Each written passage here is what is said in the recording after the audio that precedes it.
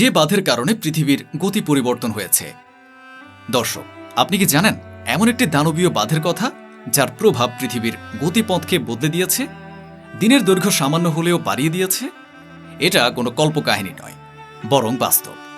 আজ আমরা আলোচনা করব পৃথিবীর সবথেকে বড় জলবিদ্যুৎ প্রকল্পের, যেটি খোলা হলে ভিয়েতনাম, কম্বোডিয়া, থাইল্যান্ড এবং চীনের একটি বড় অংশই পানিতে তলিয়ে যাবে। এই বিশাল বাঁধটির নাম থ্রি গর্জেস বাঁধ, যা চীনের ইয়াংজি নদীর উপরে নির্মিত হয়েছে। থ্রি গর্জেস বাঁধ পৃথিবীর বৃহত্তম জলবিদ্যুৎ প্রকল্প, যার দৈর্ঘ্য 2.3 কিলোমিটার এবং উচ্চতা 180 মিটার। এর বিশাল জলাধার 39.3 বিলিয়ন কিউবিক মিটার পানি ধারণ করতে সক্ষম। এই বাঁধটি শুধু শক্তি উৎপাদনে সীমাবদ্ধ নয়, 32টি টারবাইন দিয়ে এটি 22,500 মেগাওয়াট বিদ্যুৎ উৎপাদন করে, যা চীনসহ বিভিন্ন দেশের বিশাল এলাকা আলোকিত করতে সক্ষম। 2005 সালে নাসার বিজ্ঞানীরা একটি আশ্চর্যজনক তথ্য প্রকাশ করেন।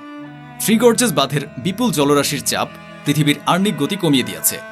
এর ফলে দিনের দৈর্ঘ্য 0.06 মাইক্রোসেকেন্ড বৃদ্ধি পেয়েছে।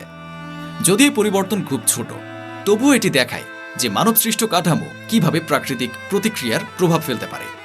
এই প্রকল্পের নির্মাণ শুরু হয় 1994 সালে এবং শেষ হতে সময় লাগে 17 বছর। 40,000 শ্রমিকের অক্লান্ত পরিশ্রমের ফলে তৈরি হয় এই 3 কোটি ঘনমিটার কংক্রিটের বাঁধটি। এটি নির্মাণ করতে গিয়ে 1.3 মিলিয়ন মানুষকে পুনর্বাসিত করা হয়েছে এবং 1300 প্রত্নতাত্ত্বিক স্থান ডুবে গেছে। থ্রি গর্জেস বাঁধের কারণে ইয়াংজি নদীর জলপ্রবাহ এবং পরিবেশগত ভারসাম্যের পরিবর্তন হয়েছে।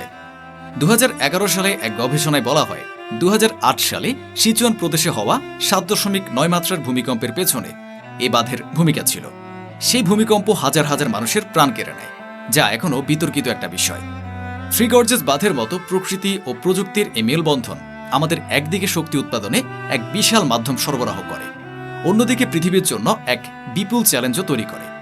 এটি আমাদের স্মরণ করিয়ে দেয় যে মানবসৃষ্ট নির্মাণ কতটা শক্তিশালী এবং ভয়ঙ্কর হতে পারে।